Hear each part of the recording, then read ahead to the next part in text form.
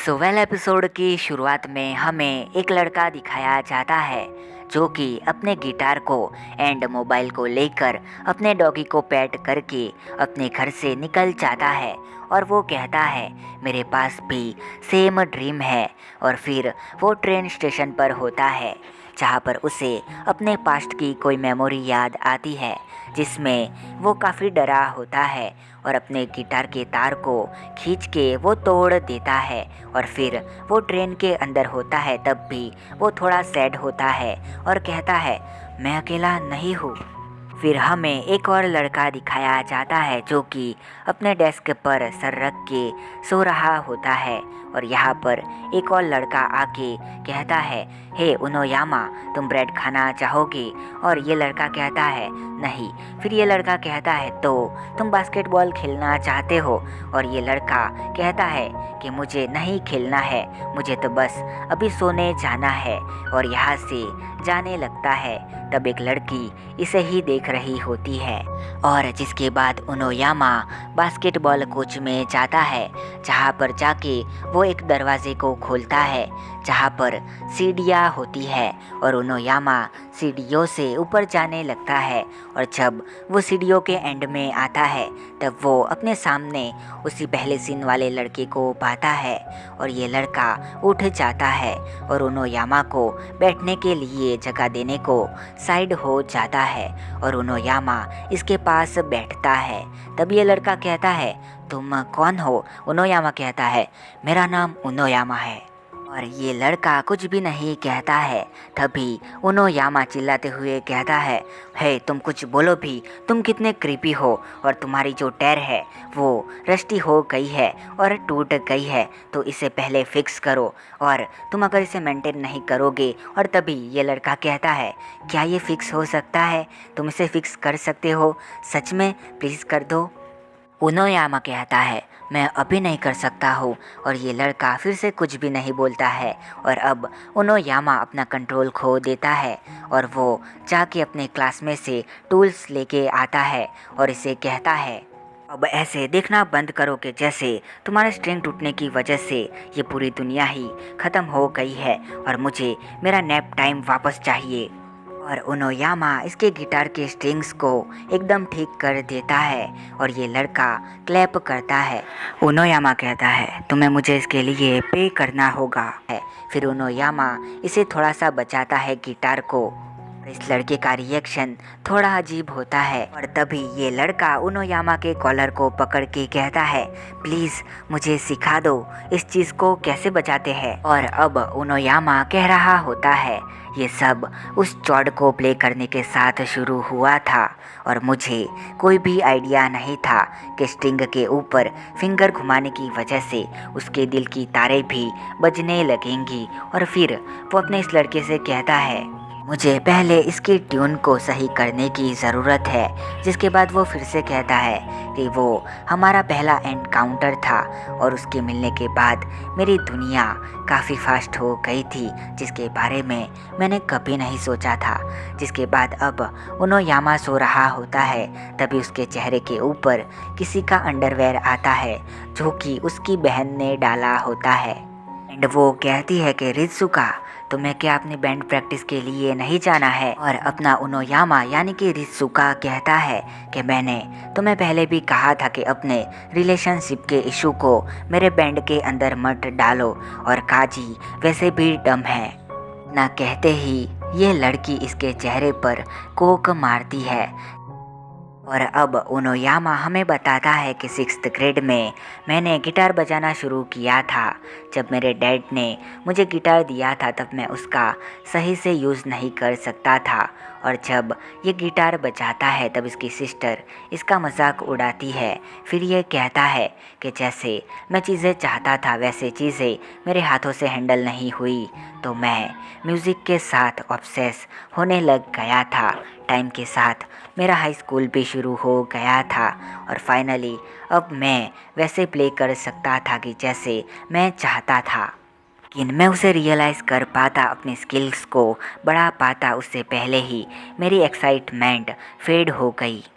फिर से उन्हीं सीढ़ियों पर जाता है और यहाँ पर यह अभी भी सो रहा होता है और उनोयामा कहता है, हे हम मिल गए बंदे, जिसने कहा था कि प्लीज़ मुझे गिटार सिखाओ डूड, लेकिन मैं वो नहीं करने वाला हूँ, कभी भी नहीं। और इसे उठाता है। ये लड़का जब जागता है तो उनोयामा को पैसे देखता है कल की हेल्प के लिए और फिर से दूसरे पैसे निकालता है और कहता है, प्लीज़ मुझे गिटार चलाना सिखा दो। उनोयामा कहता है, मुझे इसकी ज़रूरत नहीं है और ये लड़का इसके सामने ब्रेड रख देता है। उनोयामा कहता है, तुम चाहे मुझे पैसे दो या फिर ब्रेड दे के इम्प्रेस करो, लेकिन मैं तुम्हें कभी नहीं सिखाऊंगा कि इसे कैसे प्ले करते हैं। मैं जाके लाइट क्लब म्यूज़िक को ज्वाइन करना चाहिए या फिर बैंड के साथ जाना चाहिए। ये कहता है, बैंड? रित्सुका कहता है, अब ये मत कहो कि मुझे तुम्हें ये भी सिखाना पड़ेगा।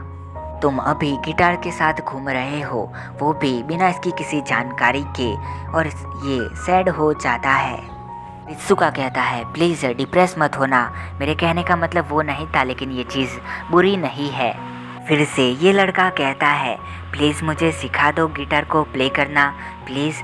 और इसके बाद में जो रित्सुका होता है वो छिप के अपने स्कूल से जा रहा होता है, मगर ये वाला लड़का इसका पीछा कर रहा होता है और रित्सुका इस लड़के को अपने आप को फॉलो करते हुए देख लेता है और कहता है, तुम किसी और को जाके नहीं पूछते हो क्यों कि वो तुम्हें सिखा सके, और मुझे फॉलो मत करो। इसके बावजूद ये लड़का इसे फॉलो कर रहा होता है और जिसके बाद अपना रित्सुका इसे अपने बैंड मेंबर्स के पास ला देता है। और जब ये पूछता है कि ये कौन है, तब रित्सुका कहता है कि मुझे इसे देखकर ऐसा लगता है कि जैसे मैं अपने साथ किसी स्ट्रे पपी को लेके आया हूँ। इसका नाम है काजी और ये कहता है, तुम क्या कह रहे हो, मेरा तो कुछ भी समझ नहीं आ रहा है। और रित्सुका इससे कहता है, तुम इसे रिस्पेक्ट दो, ये सीनियर है, भले ही ये कितने भी बुरे दिखते हो और कितने भी स्कैरी लगते हो, लेकिन तुम्हें इन्हें रिस्पेक्ट देनी चाहिए। यहाँ पर एक और लड़का आता है जिसका नाम हारुकी होता है एंड वो इनका बेसिस्ट होता है। और अब ये लड़का कहता है कि मेरा नाम माफुयू सातो है और मैं आपको प्ले करते हुए देखने आया हूँ।